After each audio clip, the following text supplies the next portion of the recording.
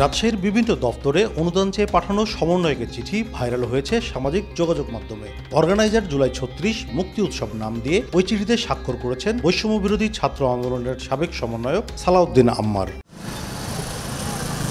রাজশাহীর কমপক্ষে ৭০টি দপ্তরে এমন চিঠি দেওয়ার অভিযোগ পাওয়া গেছে। চিঠি পেয়ে এরই মধ্যে ২ লাখ টাকা দিয়েছে সিটি কর্পোরেশন। তবে এ নিয়ে কথা বলতে রাজি হননি এই কর্মকর্তা।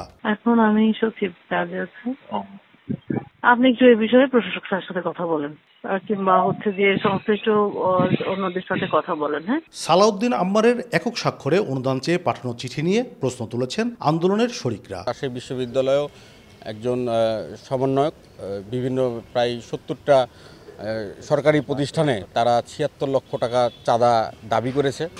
একজন ছাত্র রাজনীতি কর্মী হিসাবে এটা খুবই দুঃখজনক এবং লজ্জার। ব্যাপারটা এমন দেখা গেছে যে এনসিপির একটা পকেট সংগঠন হচ্ছে বৈষম্য বিরোধী ছাত্র আন্দোলন, এবং বৈষম্য বিরোধী ছাত্র আন্দোলনের মাধ্যমে তাদেরকে হাতে রেখে চাঁদাবাজির একটা নেটওয়ার্ক গড়ে উঠেছে। অতীতে দেখেছি যে ছাত্রলীগ, আওয়ামী লীগ আপনার ৭১-এর চেতনা বিক্রি করে বাংলাদেশে রাজনীতি করেছে। এখন আমরা দেখতে পাচ্ছি যে জুলাই আগস্টের চেতনা বিক্রি করে একদল চাঁদাবাজি করছে। সালাউদ্দিন আম্মারের দাবি, চাঁদা নয়, অনুদান চেয়ে চিঠি দেওয়া হয়েছে। এতে বিশ্ববিদ্যালয়ের ছাত্র উপদেষ্টারও স্বাক্ষর ছিল। একটা চিঠি, ওইটা একটা প্রপোজাল ছিল।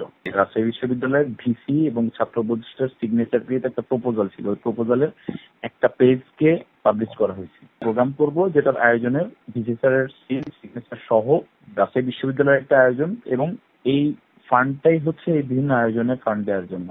নগর ভবন থেকে বিভিন্ন আমাদের রাজশাহী বিশ্ববিদ্যালয়ের বিভিন্ন ডিপার্টমেন্টাল প্রোগ্রামের জন্য এই ফান্ড থেকে বাজেট দেওয়া হয়। নগর ভবন থেকে আবেদন করলে তারা বাজেট দেয়, প্রপোজাল ঠিকঠাক মতো দিতে পারলে। তো এইটা যে এমন না যে চাঁদার জন্য চিঠি বা বিষয়টা এমন না। সিটি কর্পোরেশন ছাড়াও দেশের সব ব্যাংক ও আর্থিক প্রতিষ্ঠানকে এমন চিঠি দেওয়ার কথা স্বীকার করেছেন সাবেক এই সমন্বয়ক।